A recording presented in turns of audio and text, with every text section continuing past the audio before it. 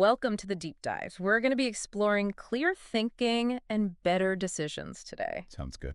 And the guide for this is going to be Shane Parrish's book, Clear Thinking. Yeah. And he brings some really cool experience to this. He worked for an intelligence agency, Right. where obviously the stakes are pretty high. Absolutely. And he combines that with research on how we actually think, not just the theory. So Yeah, and I mean, he interviewed people like Charlie Munger and Daniel Kahneman, right? no, wow. So like the top of the top in terms of decision making. Yeah, So we're getting a blend of that's awesome. real world application with the research. I love that. One of the things that really stood out to me at the very beginning of the book was this idea Yeah. that we're often reacting instead of actually thinking, like we're on autopilot. Autopilot, totally. And he calls these our defaults. Right. And it's kind of unsettling when you think about it. Well, think about it. Yeah. How often do you make a choice based on gut feeling or what everyone else is doing? Oh, all the time. Or just out of habit? Yeah. You haven't really thought it through. Yeah. Those are defaults Oh, in action. I see. And he breaks them down into 4 types.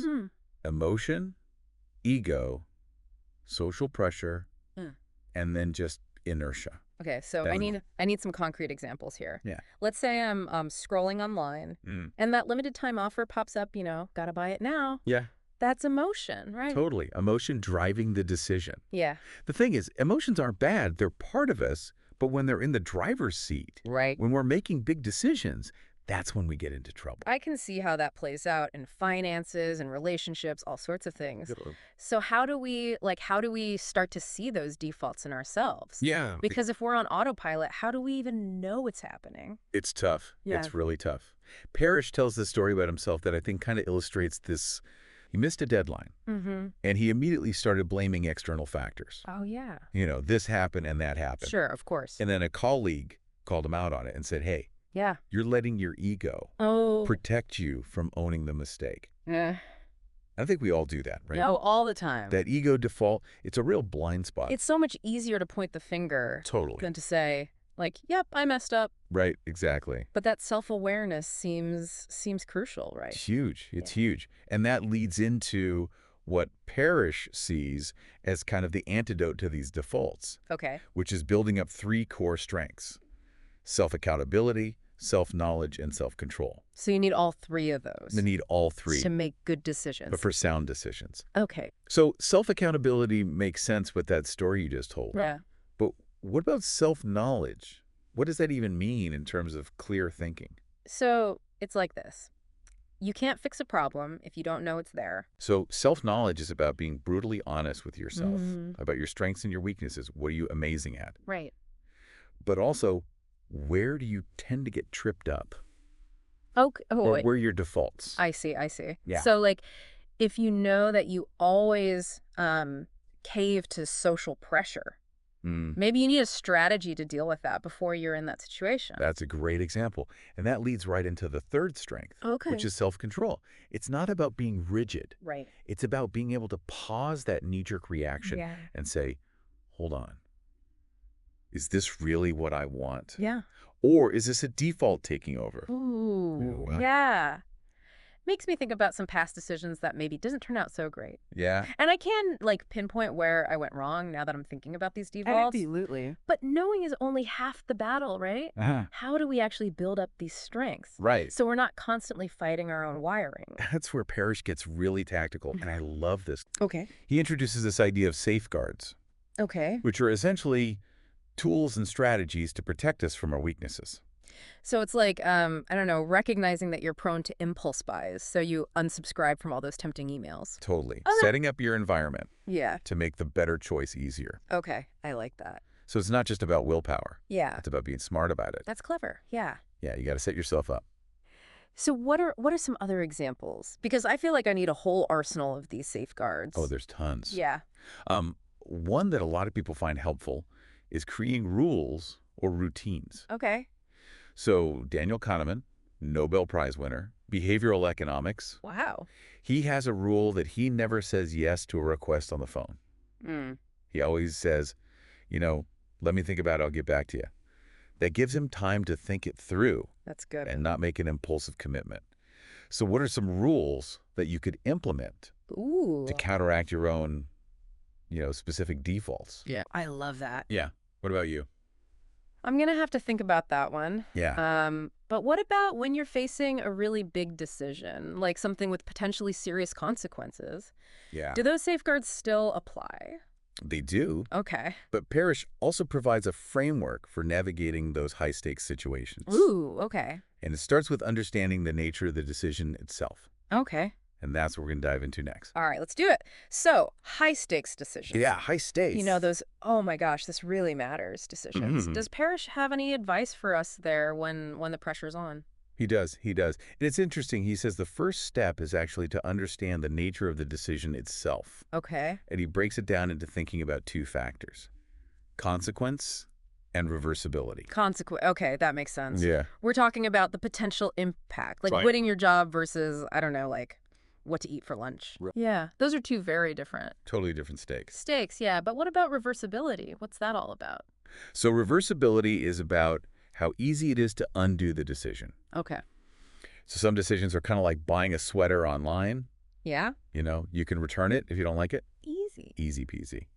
But then others, like getting married or having a child, Right. Those are much harder to reverse. way harder. Yeah. If not impossible. To reverse. Yeah, wow. Okay, so knowing where a decision kind of falls on those two scales Yeah, can help us figure out how much time and energy we need to invest in the process. that's it. And Parrish says those, high consequence, Yeah. irreversible decisions, those need a much more careful approach Oh.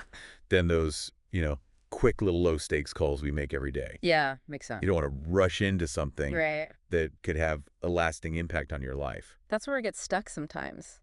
Oh, yeah. I can overthink things like I'm gathering more information, but never actually making the decision. I think we all do that. Yeah. Parrish actually addresses that really well. Okay, good. He introduces these things he calls decision triggers, Okay. and one of them is stop. Stop. Okay. And it essentially means you've hit a point where gathering more information isn't helping you anymore. How do you know when you've hit that point? Well, he gives the example of these horse race handicappers. Okay. They're given increasing amounts of data to predict the winners, but after a point, their predictions didn't get any better. Oh, interesting. They just got more confident. So you can fool yourself into thinking more information equals a better decision. Totally. But sometimes it's just analysis paralysis. It really is. Yeah, so how do we know when we've hit that start point? Any tips? That's a great question. I don't know that he gives like a hard and fast rule. Okay. It's more about becoming aware of when you're just spinning your wheels. Yeah. Are you actually open to changing your mind based on the information? Or are you just seeking out stuff to confirm what you already want to do? I see. Yeah. Okay, so we've got stop, Right. but I think you mentioned there were other triggers too. Right. So sometimes waiting too long can actually backfire. Oh, okay. And that's where FLOP comes in, FLOP. which stands for first lost opportunity. Makes me think about job offers. Oh, yeah. You hesitate too long and they might give the position to someone else. Exactly. You got to seize the moment sometimes. Okay, so FLOP is recognizing there's a cost to delaying, Yeah. and sometimes you got to take action, Sometimes action's better, even if it's risky. even with a little risk. Okay, so stop and FLOP feel pretty concrete, Mm-hmm. but I think you said there was a third one called no. Right, no. This one's a little more nuanced. Okay. It's that, feeling of clarity, Yeah. that gut instinct Yeah. that tells you, hey, this is the right path, Oh, interesting. even if you can't fully articulate why. That's interesting because so much of what we've been talking about is like trying to move beyond those gut reactions. Right. And really engage in deliberate thought. Yeah. So how do we know when to trust our gut and when to question it? I mean, that's the art of good decision-making, isn't it? Yeah, I guess so.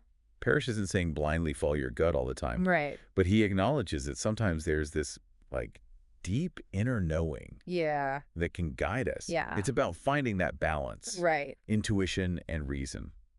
Okay. That makes sense. But even when we make what we think is the best decision, Yeah. sometimes things just don't go as planned. Oh, for sure. Yeah. So what does Parrish say about dealing with those situations where, Yeah. despite our best efforts, things go wrong? Yeah. What then? That's where this concept of margin of safety comes in.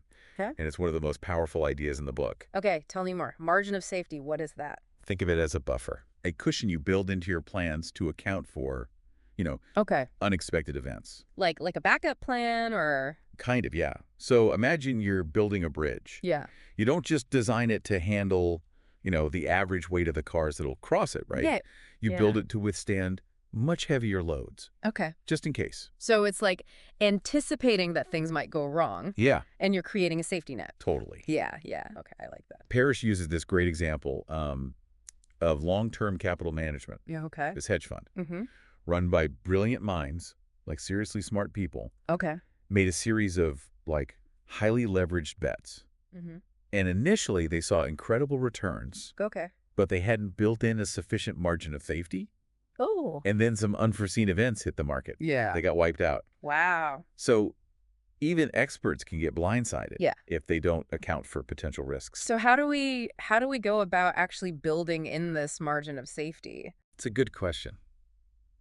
It's not about being, like, overly pessimistic Okay. or avoiding risk altogether. Okay. It's about being realistic Mm-hmm. and acknowledging we can't predict the future with perfect accuracy. Right. So it might mean, diversifying your investments, having a backup plan, Yeah. being more conservative with your estimates, things like that. So it's like finding that sweet spot between being prudent Yes. and not getting so bogged down in what ifs that we never actually take any action. Exactly. This is helpful. Good. Okay, so we've covered how to recognize when it's time to act, Right. importance of margin of safety, Yeah. and the role of both reason and intuition in that decision-making process. Mm-hmm. But what happens after the decision's made? Right. Is that the end of the story? Not at all. Parrish really emphasizes that learning from our decisions, both good and bad, Mm-hmm. is essential for improving our decision-making process over time. And that's where things get even more interesting, because he introduces this idea of resulting and the importance of focusing on process over outcome. Okay. And that's what we can dive into next. All right, I'm ready. Okay, so we made the decision, We did it. hopefully using all the tools and insights we've been talking about. Hopefully, fingers crossed. But now what? Is it just a matter of seeing how it plays out, or It'd be nice, but no. is there more to it? Yeah, there's definitely more. Okay. Parrish actually makes this really crucial distinction Okay. between focusing on the outcome of a decision versus the process you use to get there. Okay. And he calls this trap of just looking at results resulting. Resulting. It's tempting to just say, hey, it worked out fine, so I must have made a good choice, Right. even if the process was totally flawed. It's like when you cram for an exam at the last minute and That's somehow right. get a good grade. Yeah. You might think your method works, but it's probably not sustainable. It's not a good long-term strategy. Yeah. So Parrish says we need to be able to detach ourselves from the outcome, Okay. especially when it's positive, Okay. and really scrutinize the process. Did we gather the right info? Yeah. Did we challenge our assumptions? Mm. Did we fall prey to any of those defaults we talked about? So it's almost like treating each decision as a mini experiment. Yeah, I like that. We gather data, test it out, analyze the results, Exactly. regardless of whether we won or lost. That's a great way to think about it. Yeah. One of the tools Parrish suggests is keeping a decision journal. A decision journal. Yeah, it doesn't have to be like pages and pages, Okay. but just jot down key thoughts, the reasoning at the time you're making the choice. That's smart because hindsight's 20/20. Totally. It's easy to look back and say, oh, I should have done this or I should have done that. Exactly. But if you capture your thinking in the moment, yeah, you can kind of avoid that bias. exactly. Then, after some time has passed, you Yeah. can go back, revisit your decision journal. And you can ask yourself, what did I get right? Where did I go wrong? What can I learn from this? It's like having a feedback loop for our decision making. Exactly. We're constantly refining the process. Yeah, based on experience, real-world experience. And that's what separates good decision makers from great ones, right? Absolutely. They're not afraid to look at their mistakes, Yeah. learn from them, adjust their approach. Okay, so we've covered defaults, strengths, safeguards, Not at all. high stakes, decision frameworks, and now the importance of learning from our choices. It's a lot. This has been like a whirlwind tour of clear thinking. It has. But I'm curious, is there anything else Parrish offers that might help us apply this to our own lives? There is, actually. And it's kind of the most thought-provoking concept in the book. Okay. He suggests using this mental model called memento mori. Memento mori, what's that? It's Latin for remember you must die. Ooh. Yeah, it's a little heavy, I know. It is, but I'm intrigued. But the thing is, it can actually be incredibly clarifying. It helps us cut through the noise and get to the heart of what really matters. Okay. He suggests this powerful visualization. Imagine yourself at the end of your life, looking back. What are you proud of? What are your regrets? That's heavy, but yeah, see, like, it makes you think about your priorities. It does, and there's some common themes. Okay. People wish they'd spent more time with loved ones. Yeah. Pursued their passions. Right. Focused on experiences rather than material possessions. Yeah, it's a reminder that those small moments, the connections, Exactly. that's what really matters. Those are the things we remember. Yeah. And if we can bring that awareness into our everyday choices, it can have a huge impact. So instead of chasing status or wealth, ask yourself, will this choice bring me closer to the life I want to have lived? So it's not about living in fear of death. Right. It's about using that awareness Yeah. as a catalyst to make choices that are aligned with our values. Exactly. I like that a lot. Parrish actually tells this great story about Steve Jobs.